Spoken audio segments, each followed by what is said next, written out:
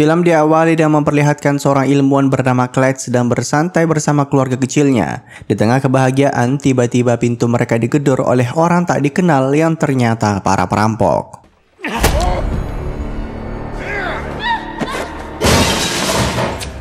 Clyde dibuat tak berdaya, tangannya diikat, bibirnya dilakban, perutnya juga ditusuk.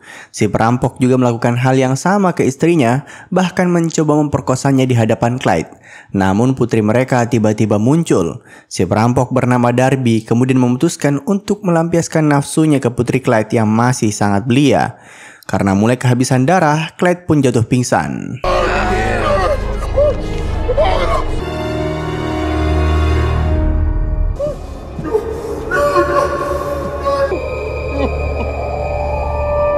Beberapa waktu kemudian kita diperlihatkan seorang jaksa bernama Nick. Dialah yang bertanggung jawab untuk menegakkan keadilan atas pembunuhan istri dan anak Clyde.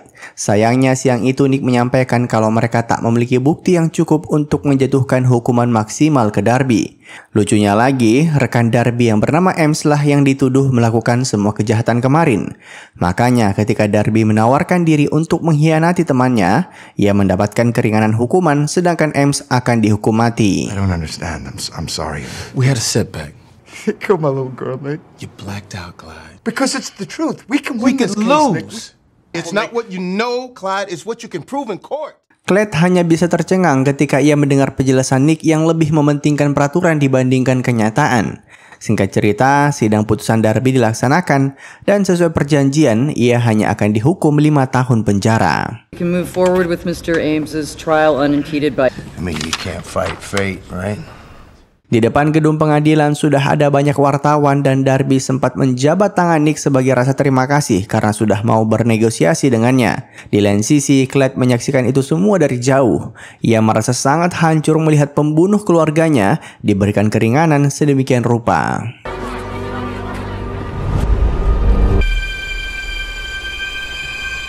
Singkat cerita, 10 tahun kemudian, kini Nick sudah naik jabatan dan menjadi salah satu jaksa terbaik di kota. Ia dan keluarga kecilnya hidup bahagia. By the way, siang itu Nick bersama rekan-rekannya menghadiri eksekusi mati dari Ames. Sebelum disuntik mati, Ames dipersilahkan memberikan kata-kata terakhirnya. Ames mengatakan bahwa memang ia adalah seorang kriminal, namun bukan dia yang membunuh istri dan anak Clyde. But I swear to God, I didn't kill those people. That's all. Eksekusi pun dimulai, namun ketika cairan mematikan itu disuntikan ke tubuh Ames, tiba-tiba ia mengalami reaksi yang sangat aneh. Umumnya orang-orang yang disuntik mati akan kehilangan kesadarannya secara perlahan, namun tidak dengan Ames.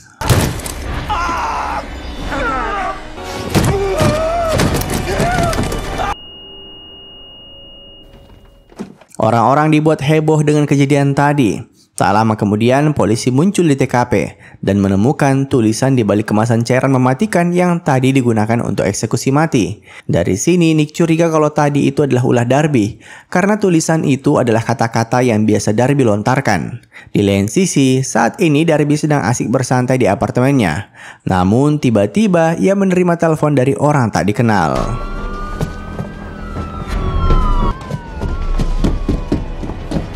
Berkat telepon itu, Darby jadi bisa kabur sebelum polisi menggeledah apartemennya. Tak sampai sana, orang di telepon itu juga memberitahu cara agar Darby bisa kabur. Di mana tak jauh dari sana terdapat seorang polisi yang sedang pingsan dan bisa ia manfaatkan untuk kabur.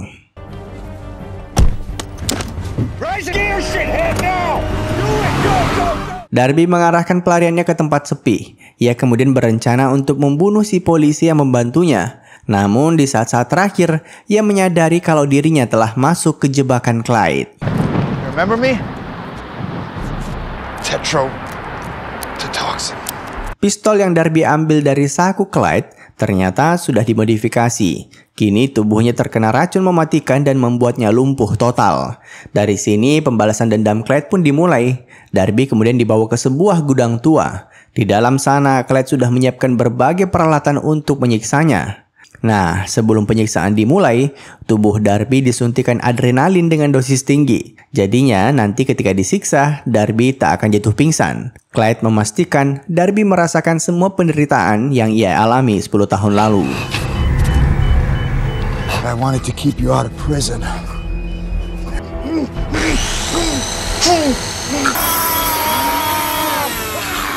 Keesokan harinya, polisi berhasil menemukan jasad Darby, namun dalam kondisi yang sangat mengenaskan, di mana anggota tubuhnya sudah dipotong dalam 25 bagian.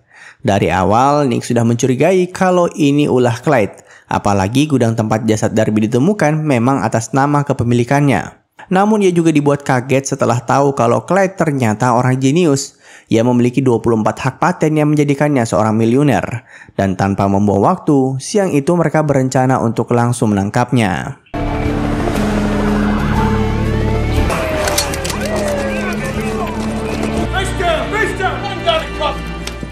Sejak awal, Clyde sudah merencanakan semua ini. Makanya, sebelum polisi tiba di lokasi, ia sudah bersiap. Namun kita dibuat penasaran, apa sebenarnya yang Clyde rencanakan? Bukankah pembunuh anak dan istrinya sudah mati? By the way, di rumah Clyde juga ditemukan ada banyak buku tentang hukum, serta foto Nick ketika menjabat tangan Darby 10 tahun lalu. The crazy one scared the shit out of me.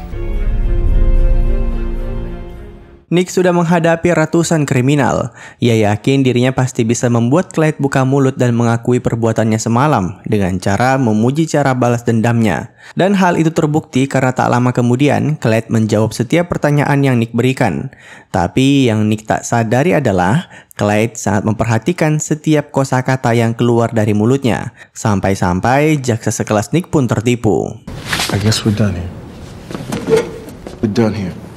We have your confession. Think back, what did I say? Did it over and over again in my head?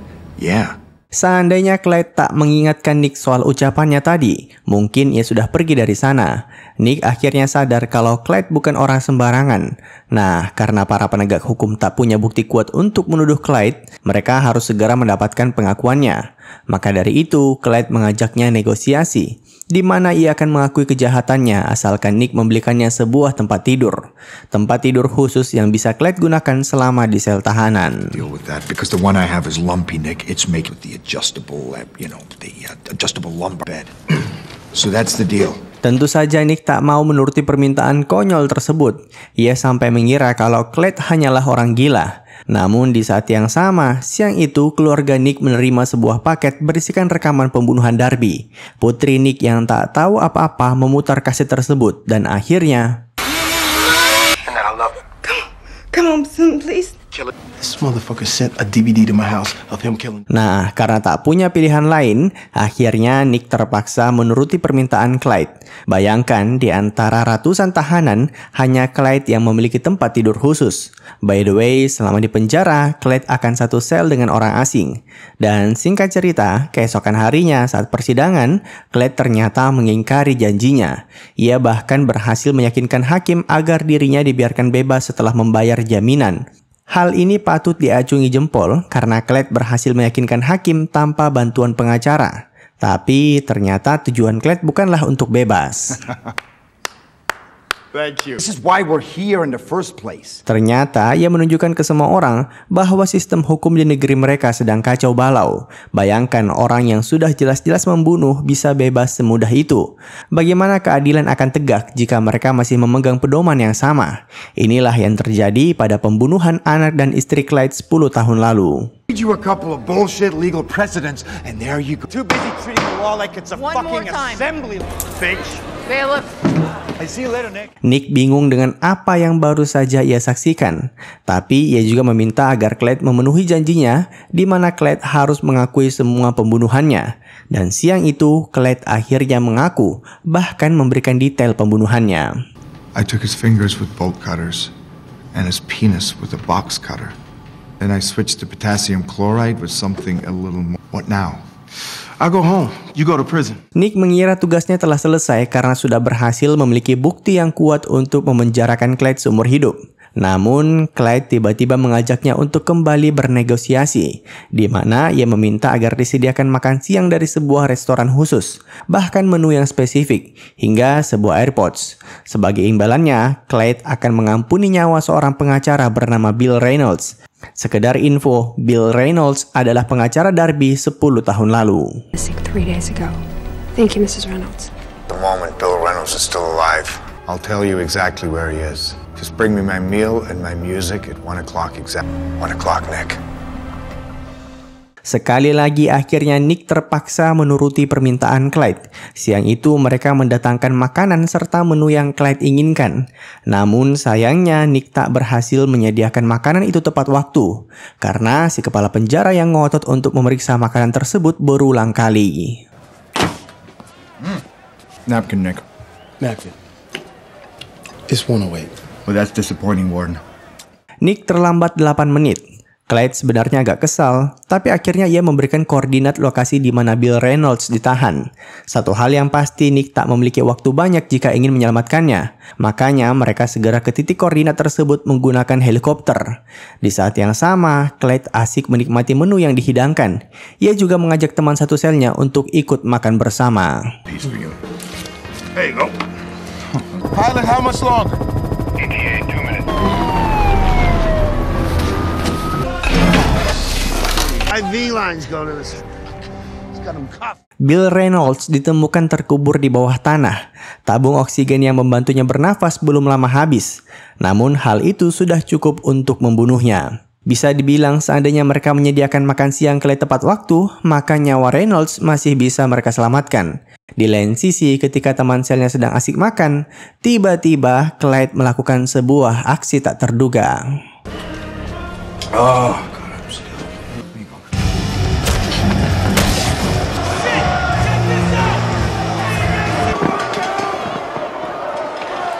Tak ada satupun orang yang bisa menebak rencana Clyde. Namun karena perbuatannya barusan, ia akhirnya dijebloskan ke dalam sel khusus. Nick mencoba menceramahi Clyde terkait kejahatan yang sudah ia perbuat. Namun Nick malah diceramahi balik, di mana ada berapa banyak orang bersalah di negeri ini yang bebas berkeliaran padahal sudah membantu para kriminal dalam menjalankan aksinya.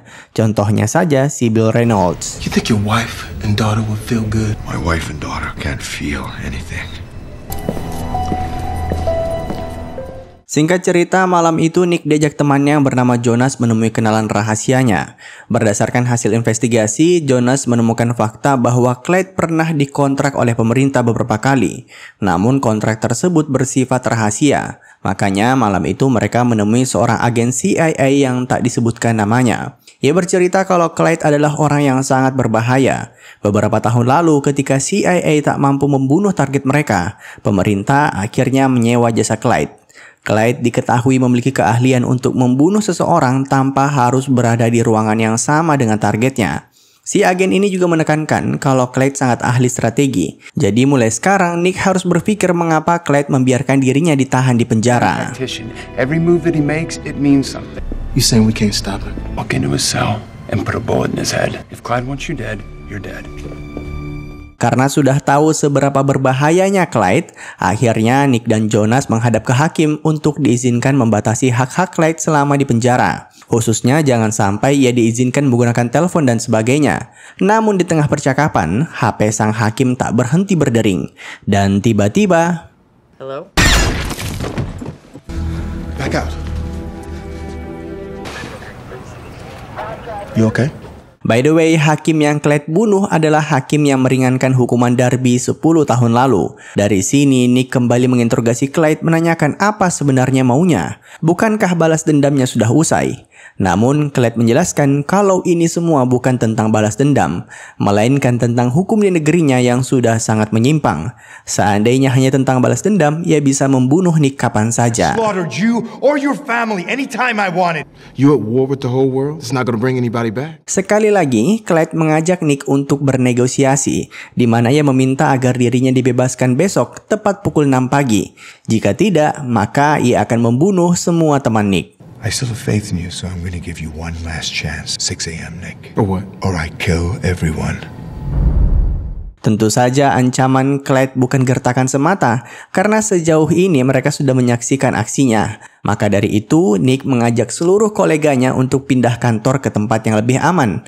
Dan tempat itu tak lain adalah penjara di mana Clyde ditahan saat ini. Malam itu, salah satu bawahan Nick bernama Sarah mengajukan sebuah pertanyaan kepadanya. Ia bilang, apakah Nick menyesali perjanjian yang sudah ia buat dengan Darby 10 tahun lalu?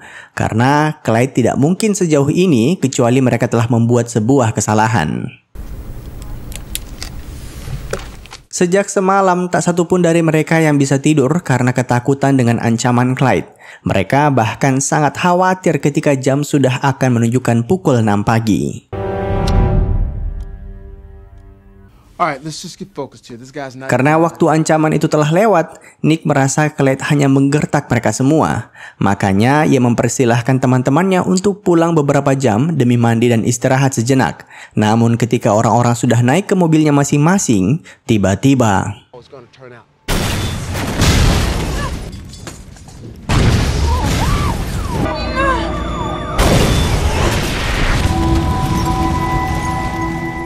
sesuai janji Clyde, 6 rekan Nick tewas pagi itu. Setelah diselidiki, ternyata setiap mobil telah dipasangi bom dalam tangki bensinnya. Makanya ketika kendaraan mereka melewati pemeriksaan kemarin, alat kepolisian tak bisa mendeteksi keberadaan bom tersebut.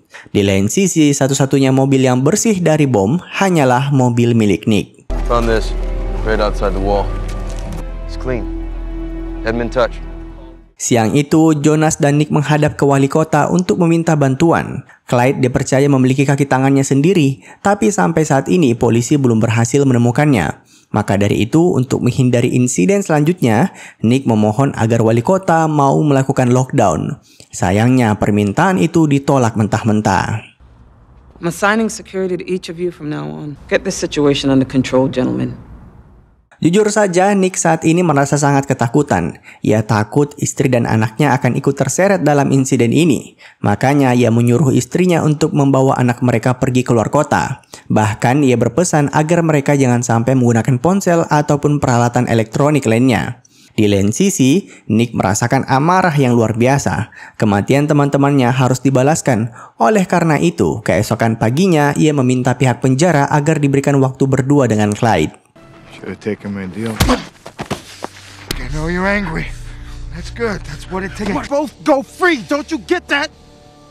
Nick mencoba meyakinkan Clyde kalau 10 tahun lalu ia tak memiliki pilihan lain selain memberikan keringanan ke Darby. Namun Clyde tahu itu semua hanyalah omong kosong. Singkat cerita, siang itu Nick dan Jonas menghadiri pemakaman teman-teman mereka. Did we bring this all on ourselves? You don't actually believe that, do you? Nick mengakui kalau perkataan Clyde sebenarnya ada benarnya. Sistem mereka benar-benar sudah sangat kacau. Bahkan Nick sendiri sudah terkontaminasi, padahal dulu ia selalu bercita-cita untuk menegakkan keadilan. Singkat cerita, ketika iring-iringan mereka bergerak keluar dari area pemakaman, tiba-tiba serangan kembali terjadi. Kali ini seseorang tak dikenal mengarahkan sebuah robot militer untuk menghabisi kendaraan Jonas. Fuck is that?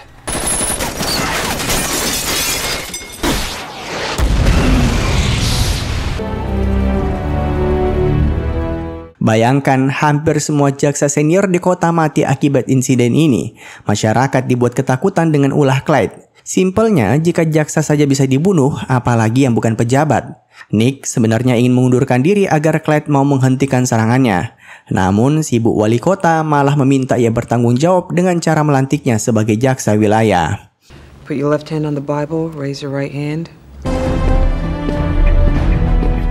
Demi membatasi pergerakan kaki tangan dari Clyde, wali kota akhirnya memutuskan untuk melakukan lockdown. Seluruh polisi juga melakukan patroli tanpa henti. Di lain sisi, sampai saat ini Nick masih kesulitan untuk melacak berbagai kekayaan Clyde. Sejak awal ia memiliki banyak properti yang bersifat rahasia. Bahkan mereka juga tak bisa melacak berbagai pengeluaran perusahaannya. Namun siang itu akhirnya Nick mendapatkan bantuan orang dalam perbankan. Dan setelah diteliti, Nick menyadari sebuah kebetulan yang sangat aneh, di mana Clyde memiliki garasi tua yang lokasinya tepat berada di samping penjara. You're saying Clyde owns this place? Setelah dicek dalam sana, ternyata hanya berisikan mobil-mobil tua. Namun setelah diteliti lebih mendalam, Nick menemukan sebuah terowongan bawah tanah di balik sebuah mobil. Dan ketika ditelusuri, mereka dibuat kagum akan luasnya jalur terowongan tersebut. Bahkan di ujung terowongan itu, mereka menemukan berbagai senjata, bahan peledak, dan sebagainya. Dan yang paling mengagumkan, karena terowongan ini ternyata terhubung ke sel khusus yang berada di dalam penjara.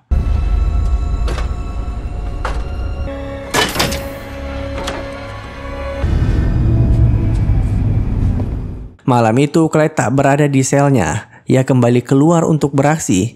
Lebih tepatnya, ia sedang menyusup ke gedung balai kota. Walaupun gedung tersebut sudah dijaga ketat pasukan SWAT, namun mereka tak menaruh curiga sama sekali karena Clyde sudah sering keluar masuk gedung tersebut sebagai petugas kebersihan. Di saat yang sama, Nick berhasil mengetahui rencana Clyde setelah menemukan kertas kerjanya. He tapped into the prison cameras. He's at City Hall. Sekali lagi kita diperlihatkan kejeniusan Clyde, di mana ia berhasil menyusupkan sebuah bom ke dalam balai kota. Bom itu ia selipkan di berbagai peralatan kebersihan dan ia rakit kembali ketika sudah berada di dalam gedung. Nick beserta rekannya yang seorang detektif berusaha mencegah tindakan Clyde, namun ketika sampai di gedung balai kota, ternyata Clyde sudah berhasil menaruh bomnya. Stand back, don't touch anything.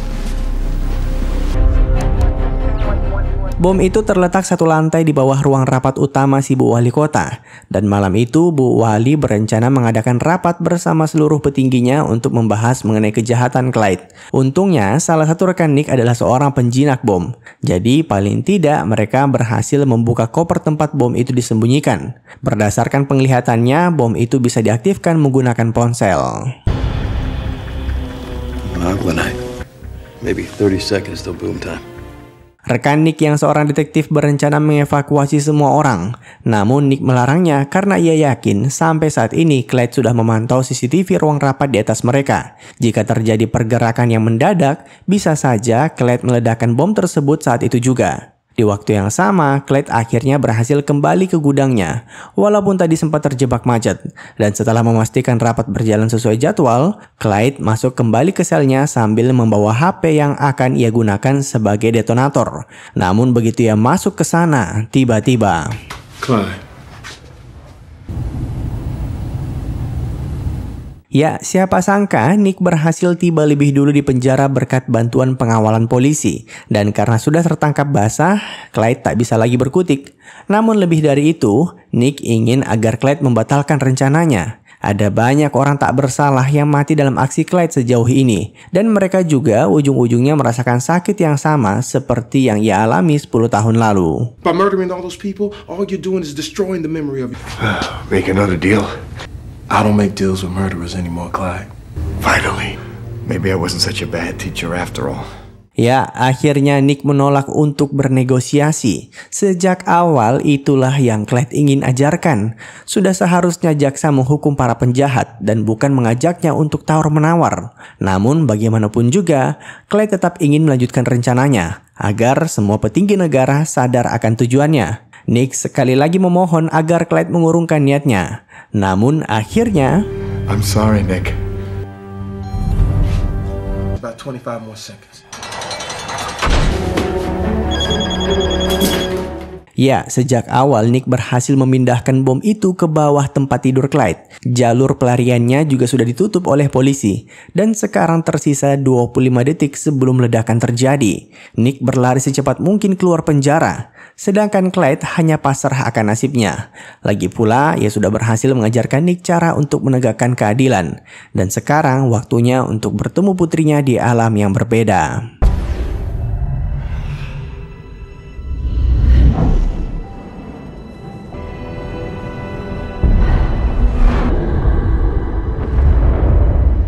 Beberapa waktu kemudian kita diperlihatkan Nick yang sedang asik menonton pertunjukan musik putrinya. Akibat kejadian kemarin, ia menyadari sesuatu, di mana waktu bersama keluarga juga sama pentingnya dengan menegakkan keadilan. Dan dengan begitu, film pun tamat.